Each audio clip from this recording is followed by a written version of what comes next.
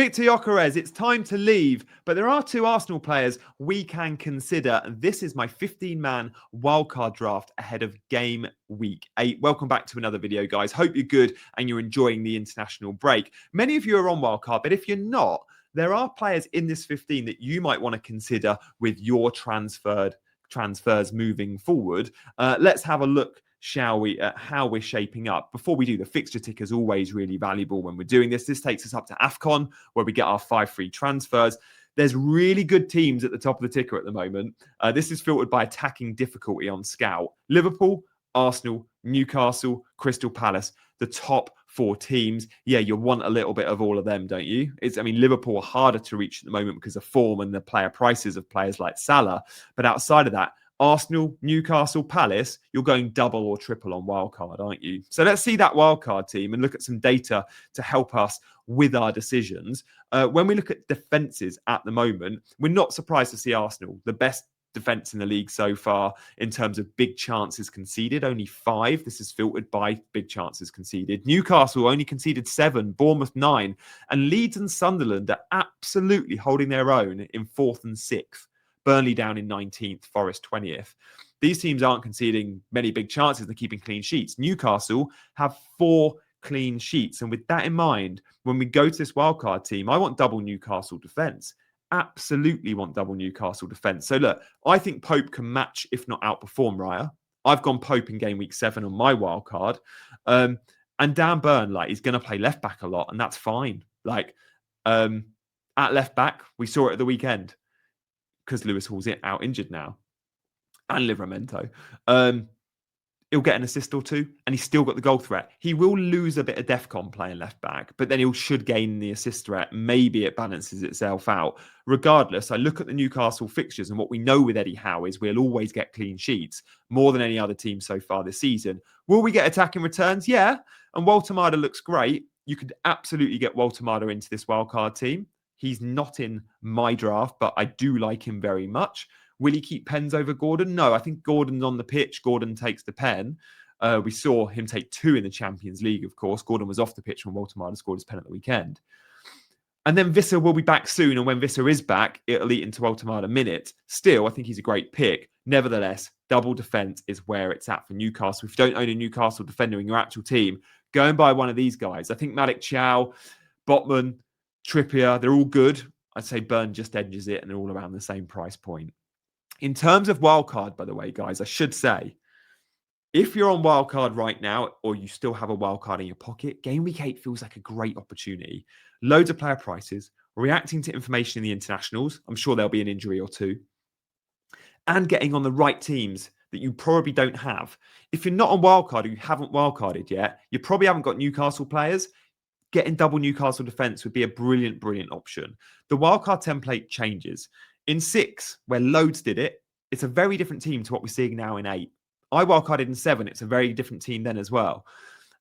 I think if you've still got a wildcard, knowing we're getting 5 free transfers for AFCON in game week 16, I think use it. I think there's a very good chance, depending on your team, of course, you can look to use it. Guys, do hit that like and subscribe button if you're new around here. Thank you so much for all the subscribes. We hit 35k at the weekend, which is absolutely awesome. So I really appreciate your support. If you want to help the algorithm and all of that jazz, comments are welcome and I'll respond to everyone. But the like and subscribe would be awesome as well, guys. Thank you as always for the support.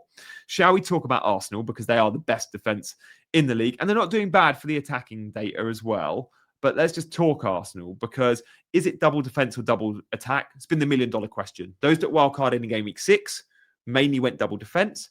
Those that wildcarded in game week 7, like me, many went Saka and Gyökeres, double attack. Do you want Gyökeres in your team? If he's not on pens, and he might share them, but still, I think you can go without him. He's expensive, considering the conversion you're getting. And there's a midfielder $1.5 million less than Gyökeres that I think offers brilliant, brilliant value. And I think a lot of it comes down to the Martin Odegaard injury. No Odegaard, and it looks like he might be facing a spell on the sidelines. This is from my friend Ben Jacobs, who says he's going to be assessed during the break, but return of action as soon as possible doesn't sound great. And he left the field, or he left the stadium in a knee brace. It doesn't sound good for that ligament damage. Odegaard, we know, has had ongoing issues. Now, if Odegaard's out the team, it's better for Eze in terms of his position. Eze's in the first choice 11 regardless, but he's often out on the left.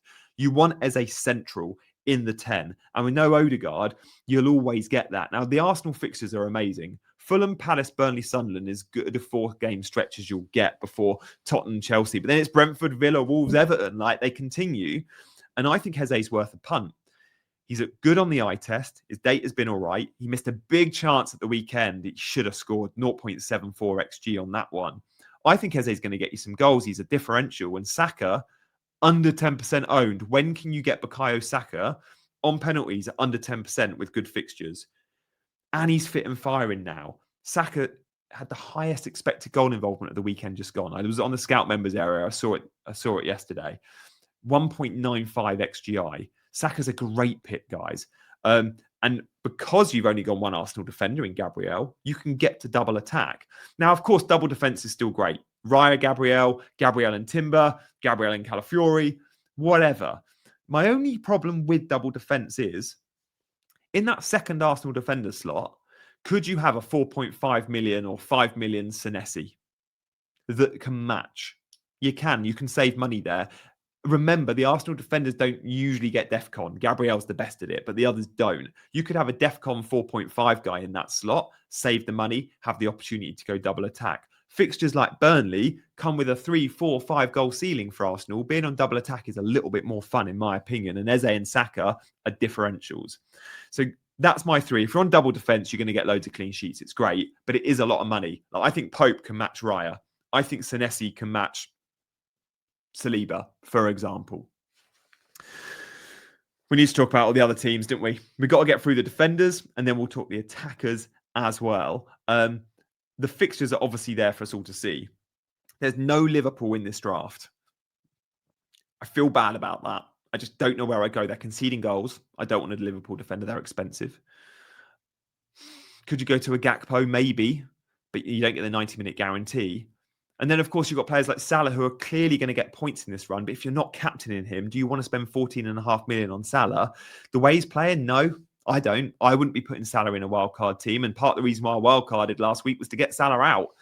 You can have Salah and an enabler, or you can have Semenyo and Saka. It's a no-brainer, I think, for me. So, yeah, no Liverpool, despite the fixtures, of course.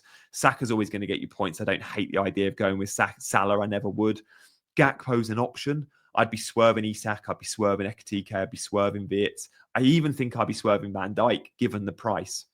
Let me know in the comments what you think to know Liverpool. I know that's probably a bit controversial. Guys, can I have 60 seconds of your time? Just want to talk to you a little bit about my male grooming. You may have seen the Manscaped code. I'm going to leave it on screen, the QR code on screen. It gives you 15% discount off what I think is the best male grooming site out there. I've been using the shampoo for ages in my hair. I used a beard trimmer. I used a lawnmower down below as well. The reason I used a beard trimmer is I don't like let my beard get much longer than this because of all the greys I've got now. I like to keep it short. I think it makes me look a little bit younger.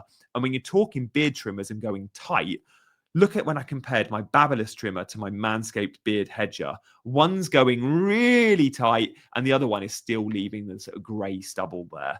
It's a no-brainer for me to improve your male grooming regime, whether it's your hair products or your beard trimmers, or even down below, guys, your lawnmowers. Yeah, the lawnmower is an awesome product that you can check out. Again, it's 15% off all of the Manscaped range with my code GIANNI. Just let me tell you, the lawnmower down below, you don't be using beard trimmers down below. The lawnmower comes with an extra protective layer. You can go silky smooth finish, touch tight, and do it risk-free in that groin area, right? It's been brilliant. I absolutely love the products. The lawnmower, the beard hedger, the shampoo. Do check it out. GIANNI, my name. If you want to get 15% off. Loads have used it. Drop a comment below if you have been using Manscaped products in the last few months when you've seen them on my channel. I think you guys will love them. And obviously, Christmas is coming up. Okay, where should we go to next? Let's carry on with the team, shall we? We've got to talk about some of those other defenders. Who comes in? Well, look, we saw that defensive data, didn't we? Like, it's not just Arsenal and Newcastle, like Bournemouth. 9 big chances conceded. Sunderland, only 11 big chances conceded. Well, yeah, Senesi's coming in. Mukiele's coming in. Brilliant for DEFCON, better than Alderete. Senesi, we don't need to discuss. First time he missed DEFCON was game week 7. And then I think you have a little bit of fun with Daniel Munoz. I sold him on Wildcard and then he went and scored. Of course he did, but he scored in the week for Palace as well. He offers unbelievable goal threat. There's no defender like Munoz in terms of average position. He's effectively a wide forward. I think he's worth it. He even got DEFCON at the weekend. He won't always get DEFCON. I think he has twice this season. Richards, Gahey, Lacroix, all cheaper. They'll all get more DEFCON points, but they won't get the goals or the assist that Daniel Munoz gets. And I think with this draft I've put together, you can actually afford a Munoz.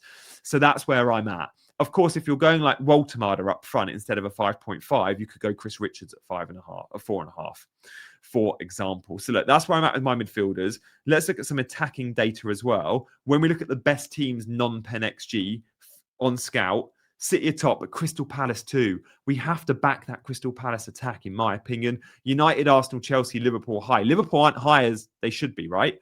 Liverpool there in 6th. Again, maybe another reason why you can swerve them. In terms of individuals in this non-pen XG metric, Enzo is top.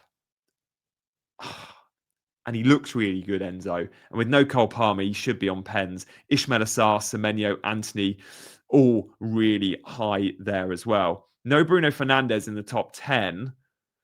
I don't think you need Bruno in your teams, guys. I didn't pick him on Wildcard. But I have gone with Semenyo, Sarr, and Reinders. Reinders is so cheap. I'm happy at that price point. He'll be benched a lot. I benched him in 7. He's either blanked or hauled this year. He's had 2 big returns and he's had 5 blanks. Ismail Assar is a lock on Wildcard. And this is where you differentiate between the Game Week 6 Wildcarders and your team now. If you wildcard in Game Week 6, you won't have a Saka. You won't have an Ismail Sarr because they were both injured. Game Week 7, I brought them both in. And in Game Week 8, I think I've been reinforced by the fact that they're brilliant picks. Ismail Sarr could have had double digits. He had 7 points. In a 2-1 defeat where he didn't score, he still got 2 bonus points. His underlyings are brilliant. His goal threat's huge. At 6.4 million, Palace will score goals. Get Ismail Sarr in your team. Semenyo, we don't need to discuss. Same as Reinders in his price band. They're just the best of the bunch. So that's where I'm at with the midfielders. Enzo Fernandez is top in this graphic and he's only 6.5 million. Should I get Enzo into this team? Of course, I would love to. But I don't think you need double Chelsea attack. And I do have, spoiler alert, João Pedro in this team. Do you want João Pedro or Enzo? You could argue Enzo's the better asset. But who does he come in instead of? I could sell an Eze, but I want to go for those fixtures. I want to back Eze with the Odegaard injury. I think Sarr is a better option than Enzo at 6.5. And I think João Pedro will come good again. Up front, though, we do have an enabler. He's passed the eye test. He's getting all the chances. And that is Dominic Calvert-Lewin. Obviously, Leeds aren't going to score many goals. Obviously, Leeds don't have the best fixtures in the ticker to Game Week 17. But the next 4 for Leeds, in fact, 5 for Leeds are really good. Burnley is a fantastic entry point. West Ham at home is a good fixture. Brighton away is tough, but Forest away is good at the moment if Ange's still there. And then Villa's fine as well. Leeds over the next 5 look all right. And Dominic Calvert-Lewin is their main man. He is their focal point. He's getting all the chances. He's missing a lot of big chances. And that is what Dominic Calvert-Lewin does.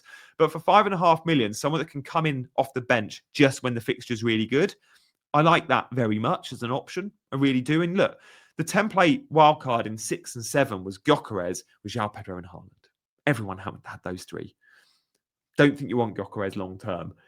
If you own him, you hold him. But if you're on wildcard, you're not picking Gyökeres. Someone like a Calvert-Lewin at 5 and 5.5 enables you to do so much more with your team. And then obviously, alongside him, we've got 2 players that are in everyone's team. And guys, thank you for all your subscribes and your likes. There'll be loads of members-only content videos in the next few days. If you want to join, just click the join button below. But we're going to end by seeing the 2 names that are on every team, and I think they should be staying. Obviously, Haaland we don't need to discuss, but I think João Pedro will come good. That is my Game Week 8 wildcard team. See you very soon, guys. Bye-bye.